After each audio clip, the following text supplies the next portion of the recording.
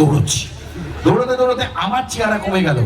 জিৎ কোয়েল প্রেম করলো, আবার গান গাইলো, কি 100% লাভ লাভ লাভ লাভ লাভ।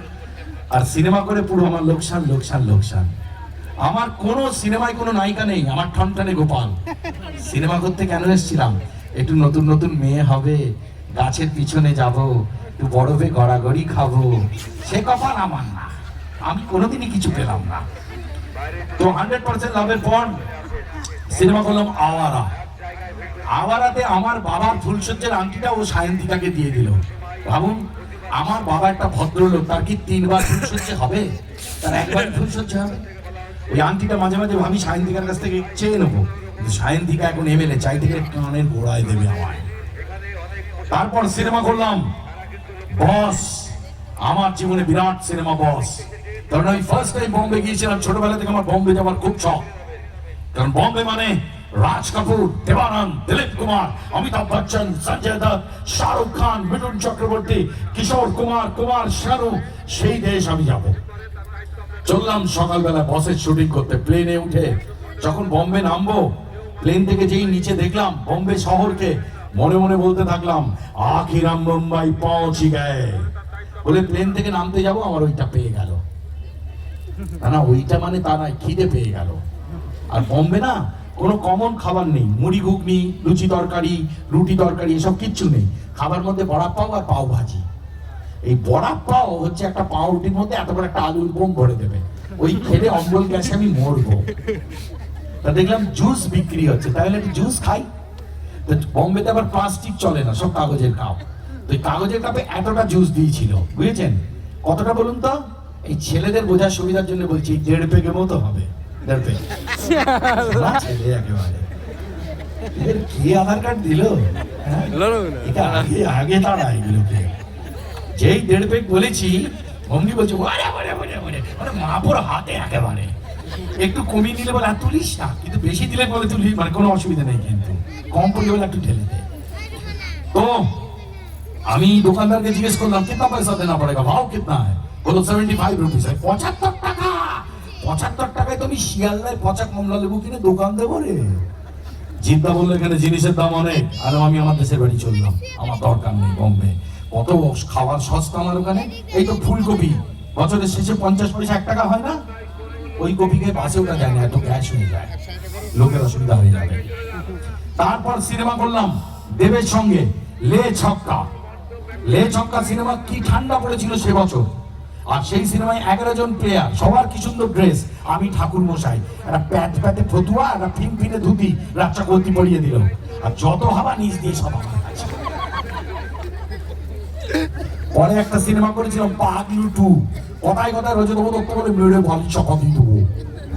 হ্যাঁ, দুবাই কেষ্ট, দুবাই কেষ্ট গেলেও আমাদের তুলে নিয়ে চলে গেল দুবাই, আমাকে আর দেবের বাবাকে। কি গরম দুবাইতে 5 দিন আটকে রেখে দিয়েছিল। এক জামা, এক প্যান্ট, ভিতরের গেঞ্জি এক, আরো একটা জিনিস এক ছিল, সহসানে বলতে পারবো না।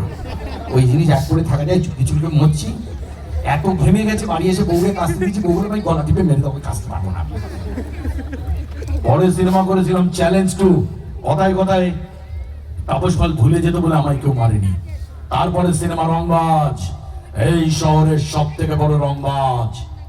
তাকে রজত দত্ত ধরে লাথি মারে, আমি যাই খরাজ মুখার্জির কাছে, খরাজ মুখার্জি লাথি মারে, আমি যাই রজত দত্তের কাছে। আর ওদিকে নায়ক নায়িকা কি গান গায়, ও মধু ও মধু। ওরা মধু খাওয়া খাই করছে, আর আমি মৌমাছি চাকে হুল খাচ্ছি। এই আমার কপাল। লোকে কপাল নিয়ে জন্মায়, আমি গাল নিয়ে জন্মেছি। তারপরে একটা সিনেমা করেছিলাম শুধু তোমারই জন্য, ভালো করে শুনবেন। শুধু তোমারই জন্যতে সবার কি সুন্দর ড্রেস, যেমন মিমির, তেমনি শ্রাবন্তীর, তেমনি দেবের, তেমনি সোয়ামের। আমার লুঙ্গি আর গামছা। যত বলি লুঙ্গি পরে আমায় বাইকে টানিস না, আমার হাওয়া ঢুকে যাচ্ছে, কেউ আমার কথা শোনে না। আর লুঙ্গি পরা আমার অভ্যেস নেই, আমি লুঙ্গি পরতাম, আমি বিয়ের 5 দিন ধরে লুঙ্গি পরা বন্ধ করে দিয়েছি। এই সকালবেলা লুঙ্গি খুঁজে পেতে টাইম লাগতো, তো আমার বউ বলতে দিন খারাপ যাচ্ছে। তারপরে সিনেমা করলাম লাভেরিয়া। যত বলি ভাইপো আমার সাদা মনে কোনো কানা নেই, যে পারে আমায় মেরে যায়, আমি যেন মন্দিরের ঘন্টা। আমার বড় ছেলে বললো বাবা তোমায় কত মারলো, আমি বাবা কি করবো, পেটের দায় মার খাই। সিনেমা করেছিলাম 100% লাভ।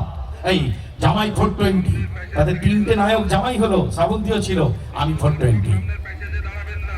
তো হ্যাঁ, তবে একটা সিনেমা করার পর আমার বউ বলেছে এই ধরনের সিনেমায় পাঠ করলে তোমাকে বাড়ি থেকে নাইটি পরে বার করে দেবো। সিনেমার নাম বলবো? হরিপদ ব্যান্ডওয়ালা। এক মাথা চুল, মুখ ভর্তি লিপস্টিক আমার। আসলে আমার ছেলে পিলে স্কুলে যায় তো, সবাই তো জিজ্ঞেস করে তো কাকু এখন কি করছে, আঙ্কেলের এখন কি সিনেমা চলছে, আমার তো একটা সম্মান আছে। বলছে ওই ধরনের পাঠ করলে নাকি আমার ছেলেদেরকে স্কুলে বলবে তোর মাসি এখন কোথায় থাকে, তোর পিসি এখন কি করে। তারপর আমি সিরিয়াল করেছিলাম ধাত্তারিকা, তাতেও আমার একটুখানি সালোয়ার কামিজ পরা রোল ছিল, পায়েল সরকার ছিল আমার সঙ্গে। আসলে আমাকে মেয়ে সাজলে লাগে ভালো, বলেন দিদি? আমার তো পান পাতার মতো মুখ আর একটু ঢলো ঢলো চেহারা, দেখবেন শাড়ি পরলে আমার ছোট মাসির মতো দেখায় আমাকে। তারপরে সিরিয়াল করেছিলাম ভক্তের ভগবান, তাতে আমি কংস, কথায় কথায় বলতাম আমি মহারাজ কংস, স্বর্গমত্ত পাতালের আমি অধীশ্বর। কোথা থেকে বাচ্চা ছেলে কৃষ্ণ এলো, গলা টিপে মেরে রক্ত বার করে দিয়ে চলে গেল। যা একটা তোরই আইসক্রিমে পেয়েছে। উফ। এবার আরেকটা সিনেমা, এই সিরিয়াল করেছিলাম, সে হচ্ছে সুবর্ণলতা। আমি প্রচুর সম্মান পেয়েছি। আমার মতো একটা ছেলেকে দিয়ে মোটাস করিয়ে নিয়ে 2.5 বছর হিরোর পাঠ করিয়েছে জি বাংলা, এবং আমি সব অ্যাওয়ার্ড পেয়েছিলাম। ওই সিরিয়ালে আমার বউ আমার সাথে কথা বলতো না, আমিও বউয়ের সঙ্গে কথা বলতাম না, তাতেই আমাদের 4টে বাচ্চা হয়েছিল। আমার বউ বলে কথা বললে তুমি স্কুল ঘর খুলে ফেলতে।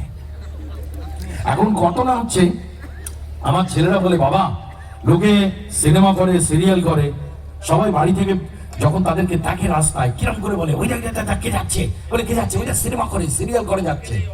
তোমাকে দেখলে একটা কিরম ভাবে বলে, কিরম ভাবে বলে, বলে ওই দেখ বিশ্বনাথ যাচ্ছে, ওই তো মোটা যাচ্ছে, ওই তো। বাবা এইভাবে কেন বলে?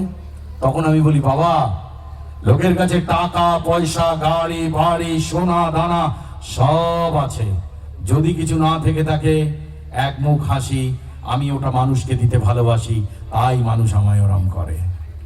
Thank you. চলো স্বতঃস্ফূর্ত হাততালি। তো আমার একজন ভগবান আছে, আমার একটাই অহংকার, আমার একটাই গর্ব, আমি বাঙালি। আমি পৃথিবীর 17টা দেশ ঘুরেছি, আমি বাঙালিকে দেখেছি, বাঙালির বিরাট সম্মান। আমি নাসায় গিয়েছি রকেটের ওখানে, সেখানেও বাঙালির নাম আছে।